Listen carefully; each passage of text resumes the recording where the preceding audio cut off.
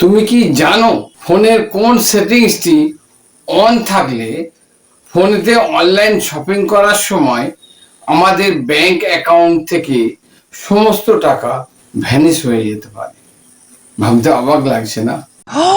এর থেকেও অবাক করার বিষয় হলো অনেক মানুষ জানেই না এই সেটিংসটি তাদের ফোনেতে অন আছে কিনা। अरे कहना क्या चाहते हो? আজকে এই ভিডিওতে তোমাদেরকে দেখাবো ফোনেতে অনলাইন শপিং করার সময় ফোনের কোন সেটিংসটি অফ রাখতে হয় এবং শপিং করার সময় সবচেয়ে মারাত্মক ভুলগুলো কি কি।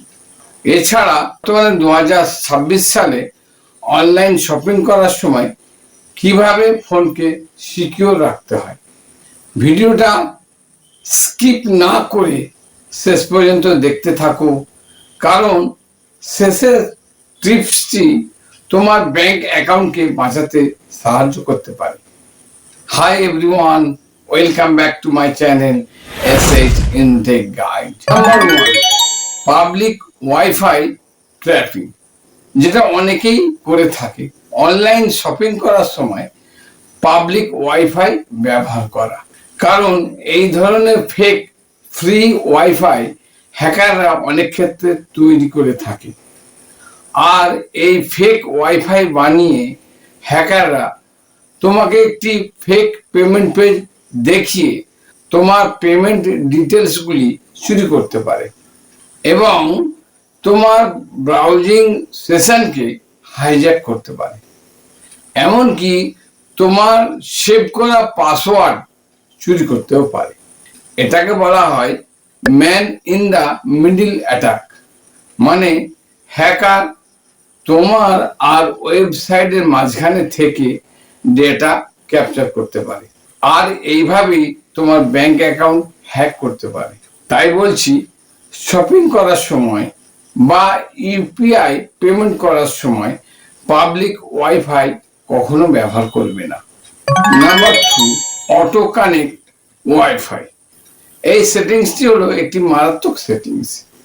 যদি তোমার ফোনেতে অটো কানেক্ট ওয়াইফাই ফিচারটি অন থাকে, তাহলে তোমার ফোন নিজে থেকে অজানা কোনো নেটওয়ার্কের সাথে অটোমেটিক্যালি ভাবে কানেক্ট হয়ে যেতে পারে। আর এটাই হলো হ্যাকারদের সমস্ত বিপজ্জনক ট্রিক্সগুলির মধ্যে একটি ট্রিক্স, যে ট্রিক্সটিকে ব্যবহার করে কোনো অ্যাকাউন্টকে খুব সহজেই হ্যাকাররা হ্যাক করতে পারে।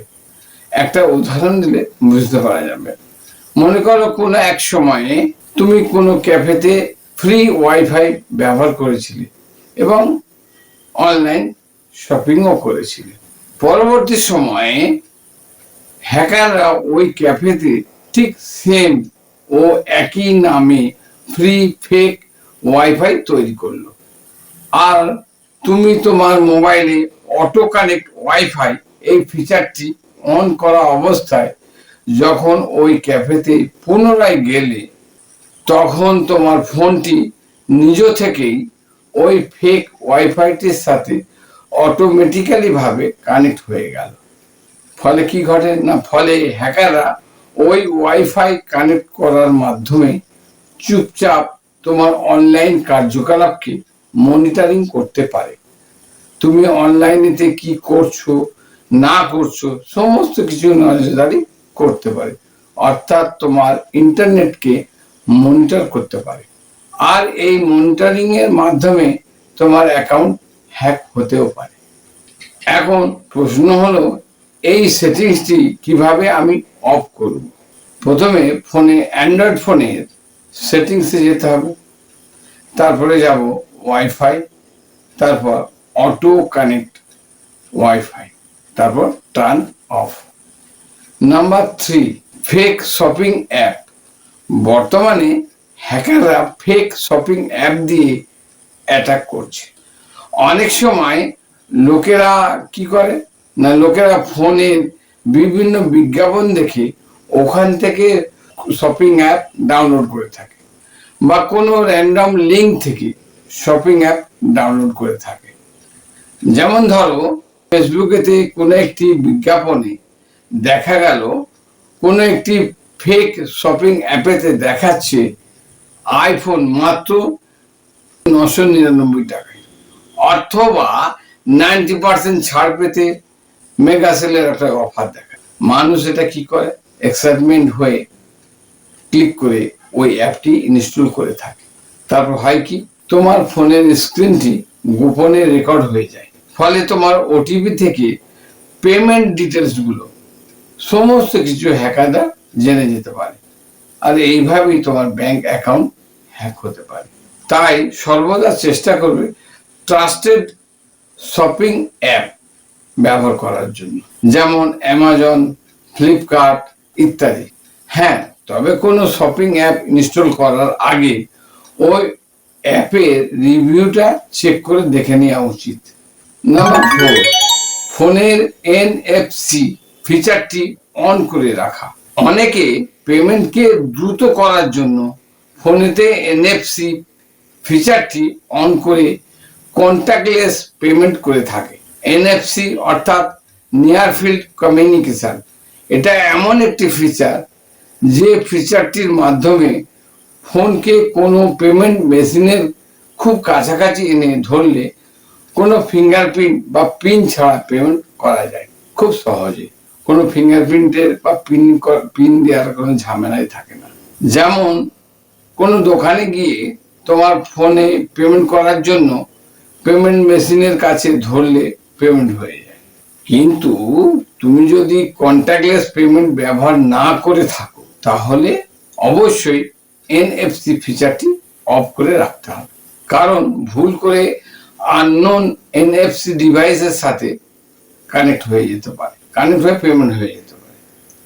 আর এই রকম ধরনের সুযোগ কিন্তু হ্যাকাররা নিয়ে ব্যবহার করতে পারে। আর এই ফিচারটিকে অফ করতে তোমাকে যেতে হবে ফোনের সেটিংসে, তারপর কানেকশন, তারপর NFC, তারপর টার্ন অফ। 5 নম্বর, ব্রাউজারে কোনো কার্ড সেভ করে রাখা। অনেক সময় আমরা শপিংটা খুব সহজে করার জন্য ব্রাউজারেতে কার্ড সেভ করে রাখি, যেমন কার্ডের নাম্বার, এক্সপায়ারি ডেট ইত্যাদি। আর এগুলো শপিং করার সময় অটো ফিল হয়ে যায়, বারবার ফিল করতে লাগে না। এটা সুবিধাজনক, কিন্তু অনেক ক্ষেত্রে রিস্কি হয়ে পড়তে পারে, কারণ ফোন যদি কোনো সময় হ্যাক হয়ে যায় তখন তোমার সেভ করা কার্ডের সমস্ত ইনফরমেশনগুলি হ্যাকাররা নিয়ে অ্যাক্সেস করতে পারে এবং তোমার অ্যাকাউন্টকে খালি করেও দিতে পারে। তাই ব্রাউজারে সেভ কার্ড রিমুভ করতে হবে।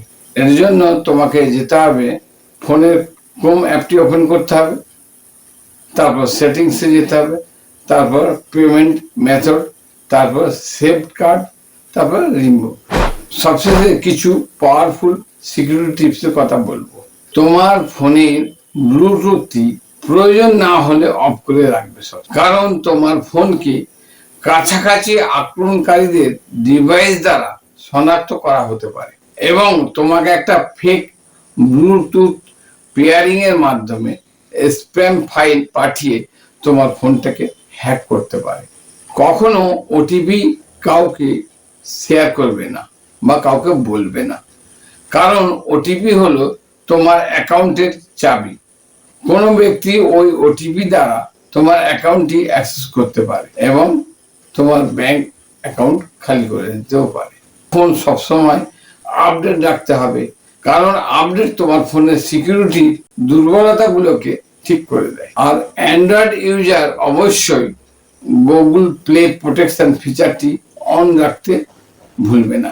এই ফিচারটি হার্মফুল অ্যাপকে চিহ্নিত করতে সাহায্য করতে পারে।